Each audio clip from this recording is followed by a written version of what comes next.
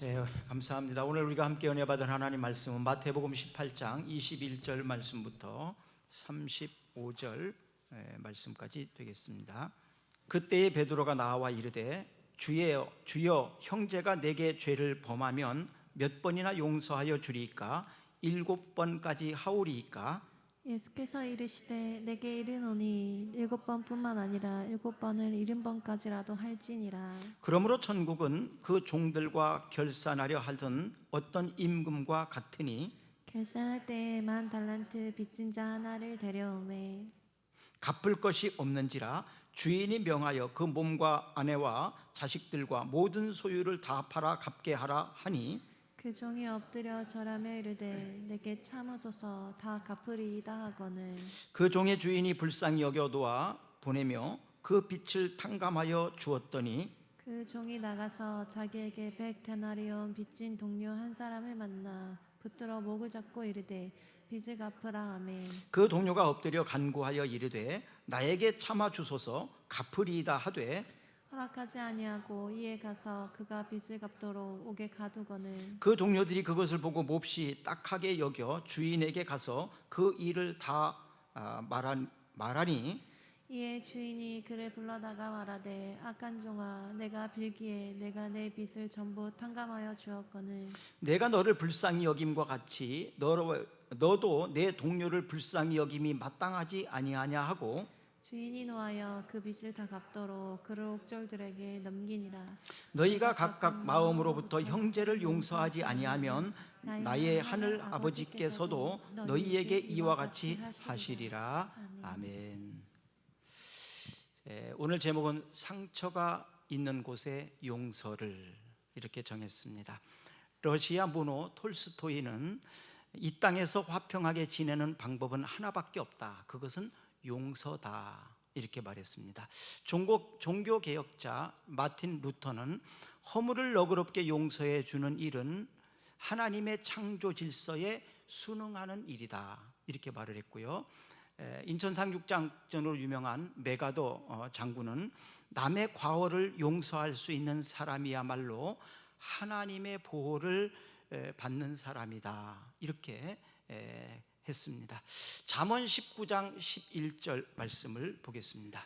노하기를 더디하는 것이 사람의 슬기요 허물을 용서하는 것이 자기의 영광이니라. 네, 노하기를 더디하는 것이 사람의 슬기요 허물을 용서하는 것이 자기의 영광이니라. 허물을 용서하는 것이, 인간은 용서받아야 되고 또 용서하면서 살아야 됩니다. 왜냐하면 사람들은 모두가 불완전한 존재이기 때문에 그렇습니다. 용서받지 않아도 될 사람은 한 명도 없고요, 또 용서하지 않아도 되는 일도 없습니다. 그래서 우리는 용서받기도 하고 용서하기도 하면서 살아야 되는 아주 불완전한 존재입니다. 용서하지 않게 되면 먼저 자기 자신의 마음에 병이 생깁니다. 또 사회는 병들게 됩니다.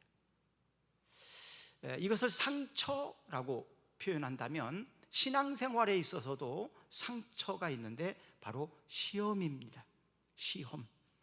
영과 몸, 이 모든 것들이 상처와 시험으로 오늘날 모두가 아파하고 괴로워하고 있습니다. 그래서 모든 현대인들은 상처가 있다, 상처가 없는 사람은 아무도 없다. 그래서 환자다 이렇게 표현합니다. 환자다. 이 땅에 환자가 아닌 사람은 아무도 없다. 다 환자다 이렇게 했습니다. 그러면 환자라면, 상처가 있다면 그것을 먼저 치료받아야 됩니다. 그 상처를 치료받지 않으면 그 상처가 자신을 괴롭히고 또 사랑하는 사람들을 괴롭게 하기 때문에 그렇습니다. 혹시 지금 이 시간 상처가 있는 분이 계십니까? 그 상처가 먼저 치유되기를 바랍니다. 그리고 또 다른 사람들에게 상처 준 일이 생각나거든 회개하면서 용서하겠다는 결단하는 시간이 되었으면 좋겠습니다. 율법이라는 건 참 좋은 겁니다. 법을 지킨다는 거.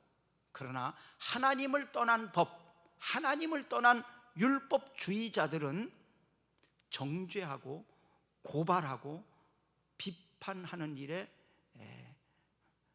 그 바리새인들, 서기관들이 예수님께 늘 책망을 받았습니다. 그들이 참 잘 알고 있었지만 그러나 정죄하고 심판하고 비판하는 것이 그 자체가 더 큰 잘못이라는 거죠. 다른 사람에 대하여 의로운 척하면서 비판하고 비난하는 일들이 우리들에게 얼마나 많이 있었습니까? 모든 사람들은 다 소중합니다. 소중하지 않은 사람은 없습니다. 특별히 하나님께서 사랑하시는 하나님의 자녀들 얼마나 소중합니까? 여러분들의 자녀가 한 사람 한 사람 다 소중하잖아요. 그것처럼 하나님의 자녀는 다 소중합니다. 자, 우리 옆 사람에게 한번 당신은 참 소중합니다 이렇게 봅시다. 자녀들을 바라보면서 너희들은 나의 소중한 아이들이야, 자녀야. 부모님은 나의 소중한 보물입니다. 자, 서로에게 이렇게 소중함을 다시 한번 좀 생각해 봤으면 좋겠습니다. 오늘 본문은 형제가 죄를 범하면 어떻게 하면 좋을까라는 그 말씀을 이어서 나온 내용입니다. 그래서 15절부터 20절까지는 형제가 죄를 범하거든 이렇게 하거라 라고 지침을 내리신 내용입니다. 형제가 죄를 범하면 바로 죄가 있을 때 어떻게 처리해야 될까? 다른 사람이 내게 죄를 범했거나 아니면 죄를 지은 것을 보았을 때 내가 어떻게 처신하고 내가 어떤 태도를 가져야 될까 이 얘기예요. 그럴 때는 먼저는 조용히 찾아가서 온유한 마음으로 그리고 그 잘못된 것을 알려주라는 거예요. 조용히 다른 사람에게 소문내지 말고 조용히 가서 이야기를 해주는 거예요. 그래서 그것을 받아들이게 된다면 그는 회개하고 잘못을 뉘우치고 좋은 관계가 될 겁니다. 근데 조용히 찾아가서 말했을 때 듣지 않았어요?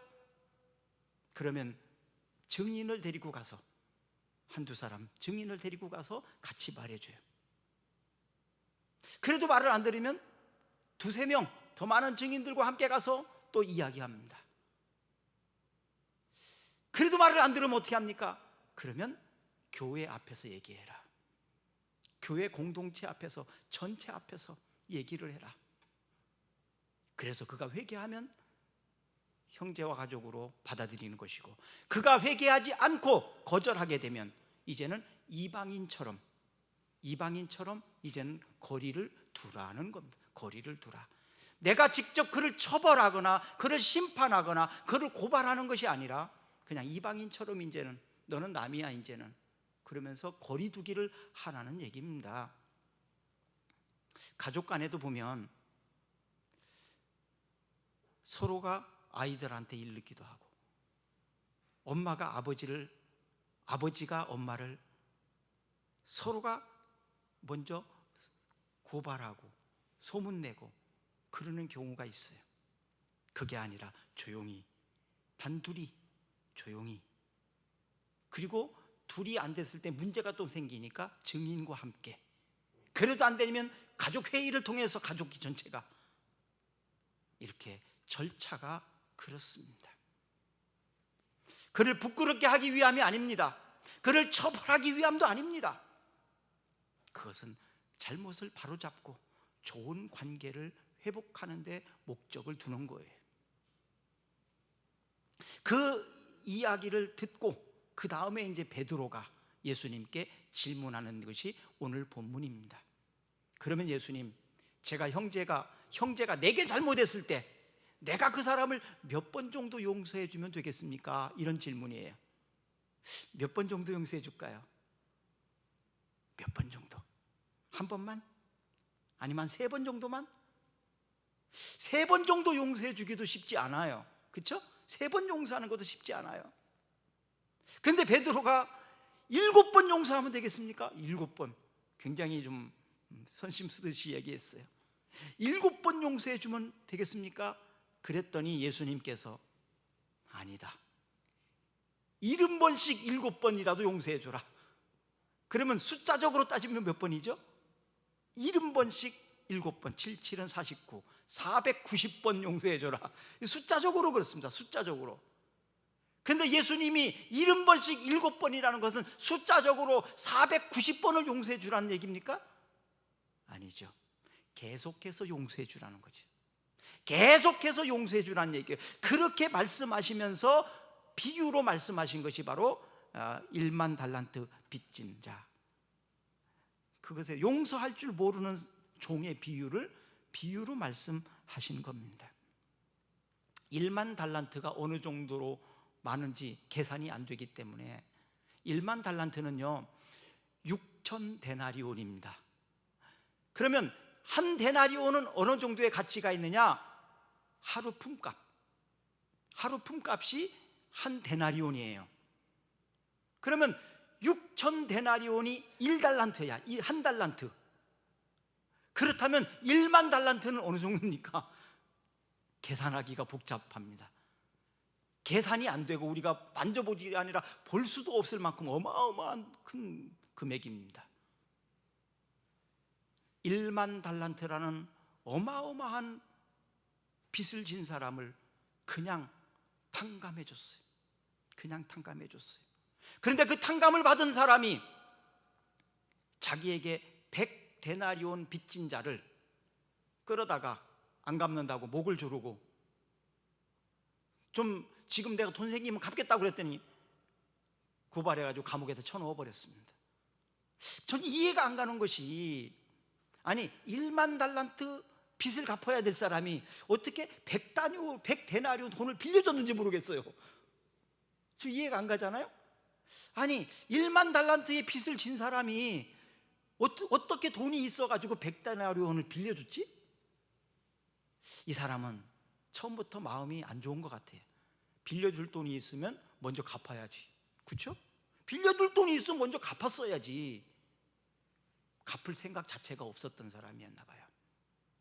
그래서 100데나리온을 빚 안 갚는다고 그를 목을 조르고 교도소에다 쳐넣어 버렸어요. 그래서 이 사실을 보고 있던 친구들이 너무나 안타까워서 1만 달란트 빚을 탕감해 준 주인에게 가서 이 사실을 말을 했어요.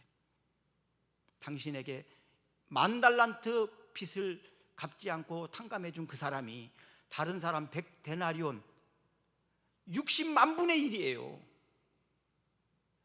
얼추 제가 계산해 보니까 60만 분의 1이야. 60만 분의 1. 아니 100분의 1도 아니고 10분의 1도 아니고 60만 분의 1이에요. 이거 뭐 계산이 안 되는 숫자입니다, 사실은. 그렇게 엄청난 은혜를 받은 사람이 그 조금 잘못했다고 감옥에 쳐넣어 버렸어요. 너무나 안타까워서 이 사실을 주인에게 말했더니 그 종을 데려다가 너 10,000달란트 갚어, 그랬다는 얘기입니다. 너 10,000달란트 갚어, 그렇게 얘기를 했다는 얘기예요. 그러면서 35절, 너희가 각각 마음으로부터 형제를 용서하지 아니하면 나의 하늘 아버지께서도 너희에게 이와 같이 하시리라. 이 비유의 목적은 용서하지 않으면 하나님께서도 용서하지 않는다, 그런 뜻입니다. 한번 따라해 봅시다. 용서하지 않으면 하나님께서도 용서하지 않는다. 용서하지 않으면 하나님께서도 너를 용서하지 않는다. 용서해라. 용서라는 것이 도대체 뭘까? 용서는 문제를 그냥 잠시 덮어주는 것이 아닙니다. 잠시 덮어놓고 잠시 잊어버리면 다시 비슷한 환경이 생기면 다시 생각나고 다시 열받습니다. 마치 무좀처럼.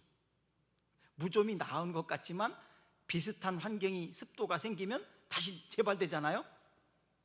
그런 것처럼 완전한 용서는 다시 기억하지 않는 거고 재발되지 않는 겁니다. 완전한 치유는 그렇게 일어나는 거죠. 자, 히브리서 8장 12절 말씀을 보겠습니다. 내가 그들의 불의를 긍휼히 여기고 그들의 죄를 다시 기억하지 아니하리라 하셨느니라. 내가 그들의 불의를 긍휼히 여기고, 긍휼히 여긴다는 것은 죄가 있지만 처벌하지 않겠다는 거예요. 죄가 없어서 안 처벌한 게 아니라 죄가 있지만 처벌하지 않겠다는 거예요. 그리고 그의 죄를 다시 기억하지 않으라, 다시 재발되지 않고 다시 생각하지 않고 다시 문제 삼지 않겠다는 거예요. 이것이 용서입니다. 지난번에도 그랬잖아. 이건 용서가 아닙니다. 문제 해결된 게 아닙니다. 완전하게 문제를 해결하는 것은 다시 꺼내지 않는 거예요. 일사부재의 원칙, 일사부재의 원칙은 국회법의 회의법에 되는 건데, 같은 회기 중에 거부된 거, 거절된 거, 그러니까 통과되지 않은 것은 다시 상정할 수 없다는 것이 바로 일사부재의 원칙이거든요. 또 일사부재리 원칙이라는, 일사부재리, 이거는 형사소송법 같은 단어인데요, 이것은 같은 사건으로 문제가 처리됐는데 다시 그 똑같은 사건으로 다시 다시 기소할 수 없다는 것이 바로 일사부재리 원칙입니다. 그래서 같은 것을 다시 한번 또 처벌할 수 없다는 거예요. 그것은 그 문제를 다시 일으켜서 또 처벌하는, 가중처벌하는 그런 것 하지 않게 하기 때문 위함입니다. 우리의 죄는 예수님께서 십자가에 못 박혀 죽으심으로 모두가 해결되었습니다. 완벽하게 처리되었습니다. 죄값이 다 치러진 거예요. 그렇다면 다시 죄값을 치를 필요는 없다 얘기예요. 용서의 결단은요, 감정으로 하는 게 아닙니다. 기분으로 하는 게 아닙니다. 용서의 결단은 순종으로 하는 겁니다.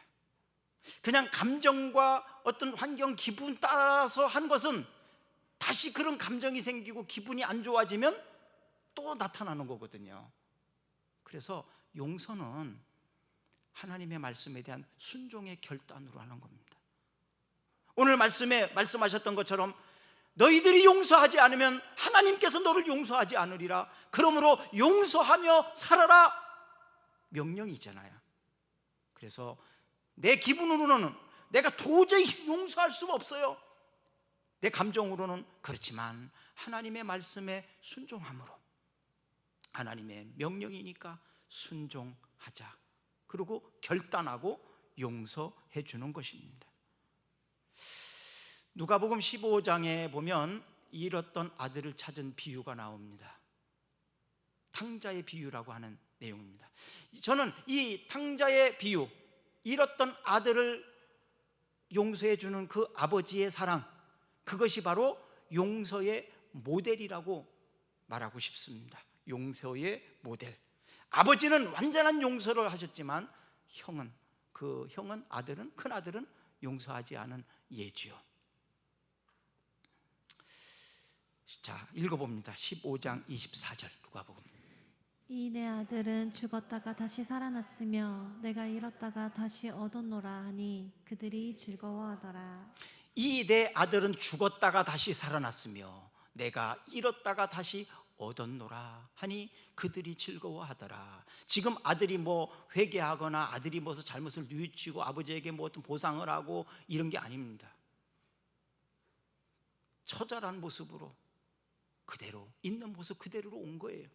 근데 아버지는 그를 목욕시키고 그에게 가락지를 끼워주면서 너는 내 아들이야, 너는 그래도 내 아들이야, 네가 어떻게 했든 간에, 그러면서 동네 사람들을 다 불러다가 송아지를 잡아서 잔치를 벌였다, 그런 얘기입니다. 잔치를 벌였다. 이 잔치는요, 그 돌아온 아들에 대한 엄청난 위로입니다. 그 상처를 가지고 있는 아들, 그 아픔을 가지고 있는 아들, 또 두려움을 가지고 있는 아들입니다. 내가 아버지의 명을 어기고 내가 그 아버지에게 받은 모든 것을 다 잃어버리고, 그리고 이 모습으로 온 거지 같은 나, 얼마나 두려움이, 또 여러 가지 그 고민, 걱정들, 상처들이 얼마나 크겠습니까? 근데 그 잔치를 벌이면서 동네 사람들에게 다 모아놓고 얘는 그래도 내 아들이야, 위로하고 격려하고 상처를 치유하는 그 시간입니다. 바로 이것은 축제입니다. 축제, 그렇죠? 잔치, 말 그대로 잔치입니다. 코로나19 이 감염병으로 인해서 지금 한 일주일 정도 자가격리를 하잖아요. 자가격리를 하는 것을 보면 어떤 사람들은 뭐 좀 많이 아파서 약도 먹고 막 그렇게 치료가 필요해서 치료받고 나는 사람도 있고, 어떤 사람은 그냥 약 하나도 안 먹어도 그냥 일주일 동안 별 증상 없이 그냥 지나가는 사람도 있어요. 이 사람들은 약 먹어서 낫는 게 아니라 그냥 쉬는 거예요. 그냥 쉬는 거. 쉼을 통해서 회복되는 거예요. 그래서 그걸 보면서 저는 그런 생각을 해봤어요. 아, 쉼이라는 것이 그 스스로가 그 바이러스를 이기고 일어날 수 있는 힘이 생기는구나. 쉼이라는 게 얼마나 중요한지 몰라요. 또 약을 먹고 치료를 받으면서 이제 일주일 후에는 자가격리를 끝냅니다. 왜 그럼 일주일 동안 그 자가격리를 시키는 겁니까? 그거는 다른 사람들에게 전파하지 않도록, 그렇죠? 좀 이렇게 그 접촉을 시키지 않으려기 위해서 일주일 동안 그렇게 하는 거죠. 그러면 신앙생활을 하면서 시험 든 사람, 또 어떤 상처들이 있는 사람들, 이런 사람들도 비슷하게 좀 하면 어떨까라는 생각을 해봤어요. 자가격리. 내가 시험 들었어요. 그럼 어떻게 할까? 시험 들었으니까 자가격리 해야겠구나. 자가격리를 하면 어떤 현상이 일어납니까? 돌아보고 쉬고 또 필요하면 치료받고, 그런 것처럼 자가격리를, 시험 들었을 땐 자가격리하는 거예요. 시험 들었을 땐 자가격리를 그럼 어떻게 하면 될까? 쉬면서 모든 것을 다 내려놓고 하나님 앞에 서서 말씀과 기도와 찬양, 이런 것들을 통해서 영성을 회복하는 겁니다. 그래서 자가격리 때는 금식하는 것도 좋을 것 같아요. 금식, 자기의 분노, 막 자기에게 들어오는 혈기, 막 이런 것들을 없애기에 제일 좋은 게 뭐냐 하면 금식이거든요. 금식하면 힘 없어지잖아요. 그래서 분노가 사라지고 그러거든요. 그래서 금식하면서 열받은 거, 화나는 거, 분노가 치밀러 오는 거, 이런 것들을 다스리는 거예요. 금식하면서. 또 작정 기도도 좋아요. 작정 기도도 하고, 뭐 아니면 또 철야 기도도 좋아요. 철야 기도. 교회 와서 철야 기도. 이런 것들을 통해서 자가 격리를 하면 어떤 좋은 선생님이냐? 병도 낫고 또 다른 사람에게 전염을 안 시켜요. 시험 든 사람이 시험 들게 하거든요. 그렇죠? 시험 든 사람이 다른 사람이 시험 들게 하거든. 돌아다니면서 막 시험 들게 하잖아요. 그러니까 내가 지금 전염병 걸렸어요, 감염병 걸렸어요, 코로나. 그럼 막 이 사람 저 사람 막 만나고 다니면 다 전파해야 하는 거 아니에요? 병들게 만들잖아요. 그래서 지금 막 우리나라 60만 명이 넘게 막 하루에 그런 적도 있고, 지금 한 30만 명, 뭐 말이 그렇지 30만. 우리 전주시 인구가 67만밖에 안 돼요. 우리 전주시 인구가 67만밖에 안 돼요. 엄청난 겁니다. 이건 지금은 뭐 그냥 너도 나도 막 주변에 막 널려 있는 겁니다. 지금 사실은 이렇게 시험 든 사람들이 막 돌아다니면서 다 감염시켜 버리면 다 시험 들게 만들잖아요. 그러니까 너 일주일 동안 좀 자가격리해, 그러면서 하잖아요. 그래서 시험 들었을 때도 자가격리가 좀 필요한 것 같다. 이 사람 저 사람 돌아다니면 말하지 말고 조용히 말씀 묵상하면서, 그러면서 시험을 극복하고 건강해지면 그때 이제 돌아다니면서 만나는 거죠. 그래서 시험 든 사람도 자가격리하자. 저는 시험 든 사람도 여기저기 다니면서 말하지 말고 기도하면서 금식하면서 말씀 묵상하면서 회복하자. 그래야 다른 사람 병들지 않게. 그래서 은혜 떨어지게 되면 가족이 힘들어요. 은혜 떨어진 집사님 남편은 되게 힘들어요. 그래서 은혜 떨어지면 안 됩니다. 은혜 떨어지면, 은혜가 있어야 뭐든지 좋지요. 이 탕자의 비유를 통해서 우리들에게 용서의 모델을 가르쳐 줍니다. 그래서 예배는 바로 이런 겁니다. 예배는 그 축제입니다. 잔치입니다. 아버지가 동네 사람들을 다 모아놓고 잃었다가 얻은 내 아들이다, 죽었다가 살아고 돌아온 내 아들이다 그러면서 송아지를 잡고 막 잔치를 벌였잖아요. 이런 것처럼 예배는 이렇게 축제가 돼야 됩니다. 축제. 하나님께서 우리를 예배의 자리로 불러주셨어요. 하나님께서 나의 기도를 받으시고 나의 찬양을 받으시고 하나님께서 나를 예배자로 불러주셨다는 것이 얼마나 영광스러운 일인지 아십니까? 왕이신 하나님께서 나를 예배자로 불러주셨다니, 나의 헌신과 나의 섬김을 하나님이 기뻐하신다니 얼마나 영광스러운 거예요. 그 예배의 자리에 온 것 자체가 영광스러운 거예요. 그런데 그냥 와서 앉아있는 정도가 아니고 피아노를 치고 뭐 드럼을 치고 이래가면서 또 아이들을 가르치면서 찬양 인도를 하면서 예배를 돕고 예배를 인도한다는 것은 얼마나 더 큰 영광스러운 일입니까? 불러주신 것만 해도 감사한데 섬김의 자리에 설 수 있다는 것이 얼마나 영광스러운 일이냐 이 말이에요. 예배는 축제입니다. 예배는 잔치가 돼야 됩니다. 예배는 즐거운 거예요. 최고 영광스러운 거예요. 하나님이 가장 기뻐하시는 거예요. 여러분, 예배에 실패하지 마세요. 다른 건 몰라도 예배에 대해서는 여러분 최고로 중요하게 생각하셔야 됩니다. 제가 하나님께 은혜 받은 다른 비결은 아무것도 없어요. 저는 예배를 목숨같이 여긴 거, 어떤 상황 속에서도 저는 예배를 목숨처럼 여긴 겁니다. 하나님은 예배하는 자들을 찾으십니다. 하나님을 예배하는 그 시간을 귀하게 여기십니다. 그러니까 그 1시간 30분 그 시간이 얼마나 소중한 건지 몰라요. 우리의 인생에 있어서 예배를 소중히 여기십시오.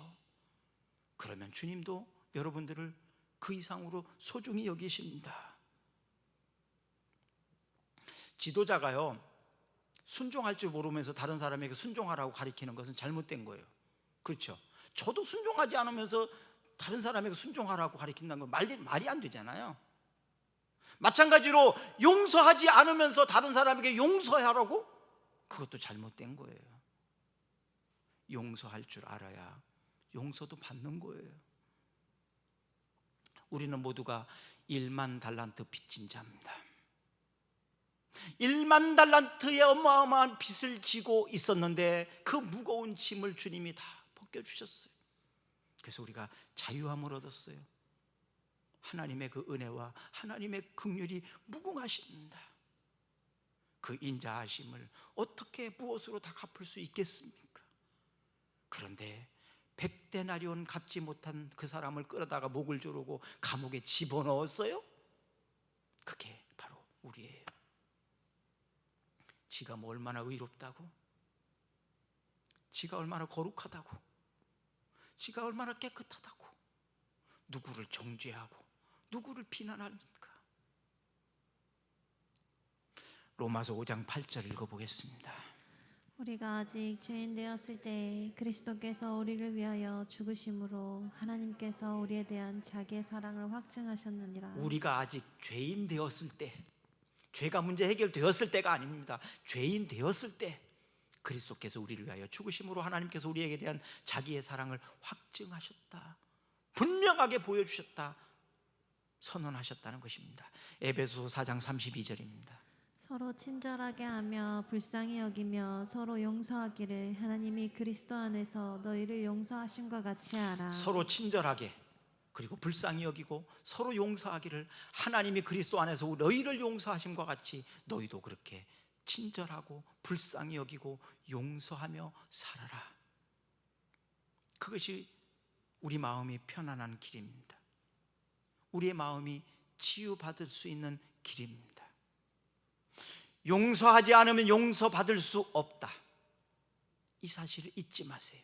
용서하지 않으면 용서받을 수가 없다. 35절 말씀, 마태복음 6장 14절 15절도 읽어보겠습니다. 너희가 사람의 잘못을 용서하면 너희 하늘 아버지께서도 너희 잘못을 용서하시려니와 너희가 사람의 잘못을 용서하지 아니하면 너희 아버지께서도 너희 잘못을 용서하지 아니하시리라. 비슷하죠? 15절 말씀과 오늘 본문이 있는 35절 말씀과 거의 유사합니다. 너희가 용서하지 않으면 하늘 아버지께서 너희를 용서하지 않는다는 것입니다. 그러면 용서받아야 할 사람이 누굽니까?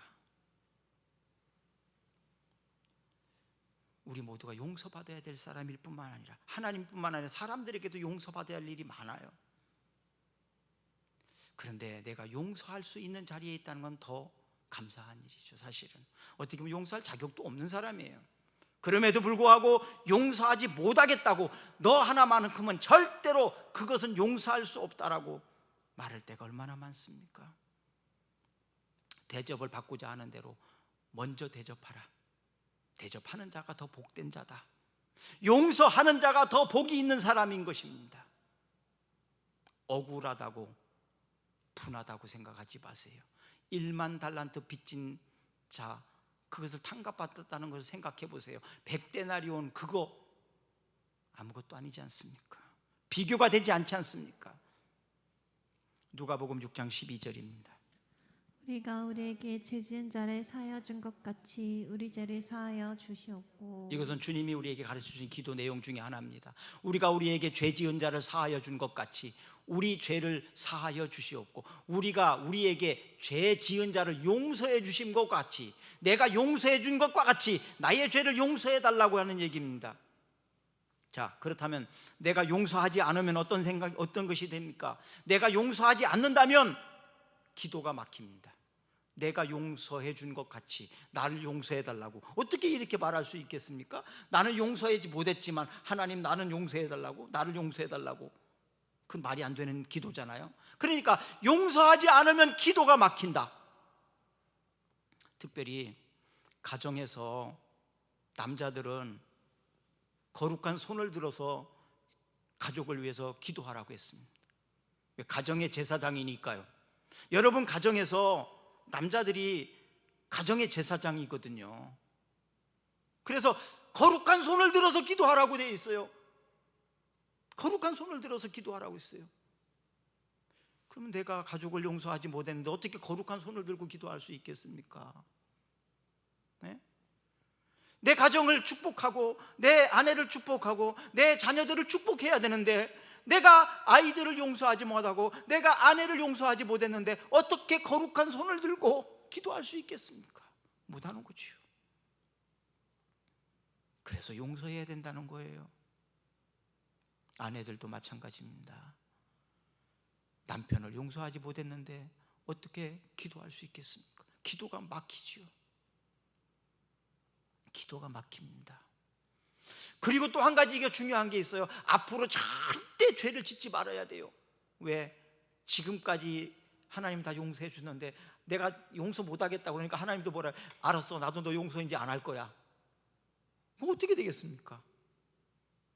앞으로 잘못을 하나도 안 하고 살 자신 있습니까?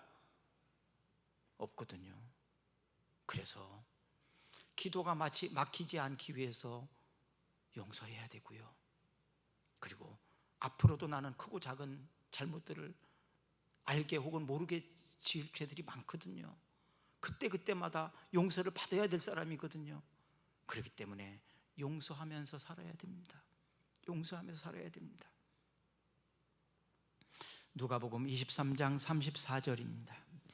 예, 예수께서 이르시되 아버지 저들을 사하여 주옵시고 자기들이 하는 것을 알지 못함이니이다 하시더라. 그들이 그의 옷을 나눠 제비 뽑을세. 네, 이것은 예수님께서 십자가를 지셨을 때 수많은 사람들이 예수님을 조롱하고 비웃고 그랬을 때 예수님이 마지막으로 기도하는 내용입니다. 저들을 사하여 주시옵소서. 자기들이 하는 것을 알지 못합니다. 저들이 몰라서 그렇습니다. 하나님 용서해 달라고 그렇게 기도하셨습니다. 스데반도 또 기도했습니다. 사도행전 7장 60절입니다. 무릎을 꿇고 크게 불러 이르되 주여 이 죄를 그들에게 돌리지 마옵소서. 이 말을 하고 자니라. 사도 바울이 아내 스데반이 돌에 맞아 죽으면서 자신을 향하여 돌을 던지는 사람들을 위해서 기도합니다. 하나님, 이 죄를 저들에게 돌리지 마십시오. 나에게 지금 돌을 던져서 나를 죽이는 살인죄를 저지르고 있는 이 죄를 돌을 던진 저들에게 돌리지 마시옵소서. 그러면서 하나님 앞에 중보기도 하면서 잔이라, 이건 죽었다 이 말이에요. 자신을 향하여 돌을 던져서 죽어가면서 피를 흘리면서 피투성이가 된 스데반이 나에게 돌을 던져서 나를 죽이고 있는 저들을 용서해달라고, 하나님 앞에 저들을 용서해달라고. 이것이 바로 용서받은 사람들이 한 겁니다. 자신이 얼마나 큰 죄를 용서받았다는 걸 알기 때문에 감히 우리가 용서해 주라 마라 할 자격도 없을 정도로 우린 그런 사람이에요. 그런 사람이 정죄합니까? 그런 사람이 고발합니까? 용서해 본 사람, 이 사람이 예수님의 십자가의 사랑을 압니다. 저도 한때는 좀 이렇게 정의로운 척 한 적이 많았어요. 불의를 보면 참지보다는 그런 게 참 많았어요. 지금도 은연중에 많이 나타납니다. 이게 얼마나 잘못된 건지. 네가 그렇게 정의롭냐? 네가 그렇게 의롭냐? 아니요. 우리는 부지 중에 우리도 모르는 사이에 우리가 얼마나 많은 죄를 범하고 사는지 몰라요. 용서해 본 사람은 십자가의 사랑을 압니다. 용서하기 어려운 사람을 용서했을 때 우리는 예수님을 더 많이 닮아가게 됩니다. 도저히 나는 용서할 수 없다, 그런데도 불구하고 하나님의 말씀에 순종함으로 용서하겠다고 이렇게 결단하고 용서했을 때 예수님을 닮은 우리의 인격이 되어지는 거예요. 우리의 평생 목표는 성공이 아니잖아요. 뭐 엄청난 업적도 사실 저는 아닙니다. 내 인생 최고의 목표는 예수님을 닮아가는 거예요. 예수님을 닮아가는 거, 예수님을 조금 더 많이 닮아가는 거예요. 예수님을 닮아가는 게 뭐냐? 용서. 내가 도저히 용서할 수 없는 사람조차도 용서해 주셨을 때 예수님을 그만큼 닮은 거예요. 골로새서 3장 13절 14절을 읽어보겠습니다. 누가 누구에게 불만이 있거든 서로 용납하여 피차 용서하되 주께서 너희 용서하신 것 같이 너희도 그리하고 이 모든 것 위에 사랑을 더하라. 이는 온전하게 매는 띠니라. 누가 누구에게 불만이 있거든 서로 용납하여 피차 용서하되 주께서 너희를 용서하신 것 같이 너희도 그리하고 이 모든 것 위에 사랑을 더하라. 이는 온전하게 매는 띠니라. 용서를 실천하는 사람, 이것이 사랑의 사람입니다. 이것이 바로 그 주님이 우리에게 명령하신 것이었습니다. 오늘날 너무나 많은 사람들이 상처를 받고 아파하고 있습니다. 환자입니다. 환자. 너도 나도 지금 다 환자예요. 환자라서 그래요. 환자라서 자꾸 상처를 받기도 하고 상처를 주기도 해요. 그게 완전히 낫지 않아서 그래요. 상처를 건드리면 더 아프잖아요. 건강한 사람은 옆에서 툭 쳐도 뭐 별거 아니에요. 괜찮아요. 건강한 사람 아프지도 않아요. 근데 상처를, 아픈 자리를 건드리면 어떻게 됩니까? 아픈 자리를 건드리면 엄청 아파요. 근데 상처가 다 나았을 때에는 건드려도 괜찮아요. 근데 상처가 아직 아물지 않았어요. 아직 상처가 다 치료되지 않았어요. 근데 그 상처를 건드리면 많이 아파요. 많이 아파요. 지금 온통 상처 투성이, 지금 모든 우리 사회가 전부 지금 아파하고 있어요. 그래서 조금만 건드려도 막 분노가 튀어나오고 막 공격성이 튀어나오고 그럽니다. 상처가 치유되지 않아서 그래요. 이 상처의 치유는 바로 용서입니다. 코로나19 이 감염병이 이 힘들게 하는 것은 치료제가 없어서 그렇잖아요. 치료제. 지금 우리 사회가 너무 아파하고 힘들어하는 이 상처가 치유되지 않은 것은 용서라는 치유제가 있는데 그 치료제를 사용하지 않기 때문에 그렇습니다. 용서하면 상처가 났습니다. 사회가 건강해집니다. 그런데 그 상처를 계속해서 건드리고 상처를 더 힘들게 아프게 하면 상처는 더 깊어지고 계속 상처는 낫지 않습니다. 여러분, 상처 나는데 자꾸 건드리면 상처 나요? 안 나요. 자꾸 건드리면 계속해서 상처가 낫지가 않아요. 더 악화됩니다. 자가격리를 해서라도 상처가 치유되고 난 다음에 해야지. 지금 여러분의 마음이 상처가 있습니까? 여러분의 가정에 지금 상처가 있습니까? 지금 우리 공동체가, 우리 사회가 지금 상처들이 많잖아요. 이 병든 사회를 치료하는 것은 주님께 먼저 치유받으시고, 그리고 우리가 나아가서 세상을 치료하는 겁니다. 용서함으로. 자, 우리 기도하겠습니다. 잠시 이 시간 선포하세요. 주님, 나를 용서해 주세요. 주님, 나를 용서해 주세요. 제 마음의 상처가 치유되기를 원합니다. 주님, 가족을 용서해 주세요. 내가 너를 용서한다. 이웃을 용서한다고 선포하세요. 선포하세요. 천국 잔치 예배의 자리는 바로 이런 은혜를 받는 자리입니다. 그리고 치유받는 자리입니다. 찬양과 기도와 말씀은 우리를 거룩하게 합니다. 우리 꿈사랑교회 예배가 민족을 치유하고 세상을 변화시킬 이 예배의 회복을 위해서 기도하시고 예배에 참여하셔서 치유받은 상처자가 되셔서 민족을 치유하고 세상을 변화시키는 이 일에 우리 교회가 쓰임받기를, 여러분들이 쓰임받기를 주의 이름으로 축원합니다. 우리 다 같이 일어나셔서 찬양하겠습니다.